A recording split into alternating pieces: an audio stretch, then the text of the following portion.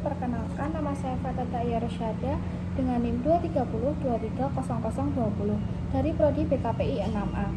Pada kesempatan kali ini saya akan membahas mengenai luka batin sejak kecil ketika pengalaman masa lalu mempengaruhi kehidupan saat dewasa. Tema ini saya angkat karena banyak sekali individu yang mengalami pengalaman menyakitkan pada masa kecil seperti kehilangan, penolakan, pengabaian, maupun konflik keluarga yang ternyata masih memberikan dampak hingga mereka dewasa. Sebelum memulai pembahasan, saya ingin menunjukkan sebuah video yang banyak mendapatkan perhatian dan komentar dari pengguna media sosial. Biar di sela nafasmu tenang terus jadi satu. Nah, kalimat dari video tersebut menggambarkan perasaan kehilangan, penolakan, dan kebutuhan untuk diterima. Hal yang menarik dari video tersebut yaitu banyak sekali orang yang memberikan komentar bahwa mereka sangat relate dengan pengalaman tersebut. Video ini juga mendapat ribuan komentar dari orang-orang yang merasa mengalami hal serupa dan banyak yang mengaku tumbuh dengan rasa kehilangan, penolakan, pengabaian, dan bahkan kesepian yang berlangsung selama bertahun-tahun. Seperti komentar di atas ini.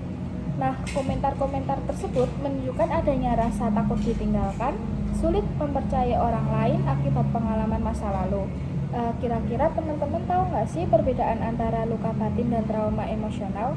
Jadi, luka batin yaitu pengalaman emosional menyakitkan yang membekas, sedangkan trauma yaitu reaksi psikologis akibat pengalaman yang sangat mengancam atau menyakitkan. Jadi tidak semua luka batin itu bisa menjadi trauma, tetapi trauma hampir sama meninggalkan luka batin. Kira-kira teman-teman tahu nggak sih penyebab luka batin sejak kecil itu apa aja?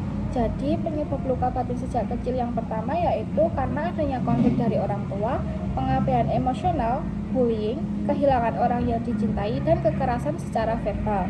Nah, hubungan luka batin dengan psikologis, krisis, dan trauma itu apa sih? Jadi krisis psikologis yaitu terjadi ketika seseorang merasa tidak mampu menghadapi masalah yang sedang dialaminya. Lalu luka masa kecil dapat membuat seseorang lebih rentan mengalami krisis identitas, hubungan, kepercayaan diri, dan makna hidup. Dampak dari luka batin hingga dewasa yaitu bisa berdampak secara emosional yang mengakibatkan kita menjadi gampang cemas, sedih, dan mudah tersinggung. Yang kedua yaitu adanya dampak sosial. Dampak sosial yang terjadi yaitu menarik diri dan sulit percaya pada orang lain. Yang ketiga yaitu dampak relasi, takut kehilangan, takut ditinggalkan, overthinking, sering bergantung pada pasangan atau bahkan orang lain. Yang terakhir yaitu dampak akademik dan karir. Kita menjadi tidak percaya diri dan takut gagal serta sulit dalam mengambil keputusan. Nah, berikut merupakan cara-cara mengatasi luka batin. Yang pertama yaitu kita harus mengenali luka yang kita miliki, berhenti menyalahkan diri sendiri, belajar menerima masa lalu, menulis jurnal emosi, membangun relasi yang sehat, dan melakukan pendekatan spiritual seperti proses penyembuhan yang dilakukan melalui doa, zikir, membaca Al-Quran, dan memperkuat hubungan atau keyakinan bahwa nilai diri seseorang tidak ditentukan oleh penilaian manusia semata. Jadi luka batin sejak kecil memang dapat membentuk cara seseorang memandang dirinya dan dunia sekitarnya. Namun luka tersebut tidak harus menentukan masa depannya. Dengan kesadaran, dukungan sosial, bantuan profesional, dan juga usaha untuk terus tumbuh, seseorang dapat pulih dan menjalani hidup dengan lebih sehat. Mungkin ada di antara teman-teman yang saat ini masih menyimpan luka di masa kecil, luka karena kehilangan, penolakan, pengabaian, atau pengalaman menyakitkan lainnya. Jika itu adalah bagian dari cerita hidup kalian, saya ingin mengatakan bahwa apa yang terjadi di masa lalu memang membentuk diri kita, tetapi kita tidak harus menentukan seluruh masa depan kita dengan masa lalu tersebut.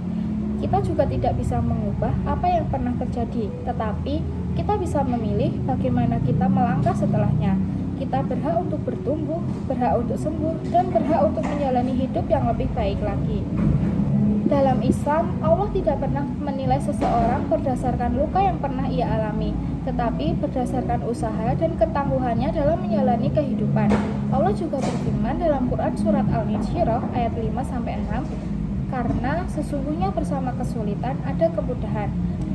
Nah, ayat ini bisa mengingatkan kita bahwa setiap luka dan kesulitan bukanlah akhir dari segalanya. Jika hari ini kamu masih berjuang dengan luka yang belum pernah sembuh, tidak apa-apa. Penyembuhan bukan tentang bagaimana kamu belajar hidup dengan lebih damai dari hari ke hari. Kamu mungkin pernah merasa ditinggalkan, pernah merasa disakiti, pernah merasa tidak dianggap. Namun semua itu tidak mengurangi nilai dirimu sebagai manusia. Kamu tetap berharga, tetap layak dicintai, dan layak memiliki masa depan yang baik.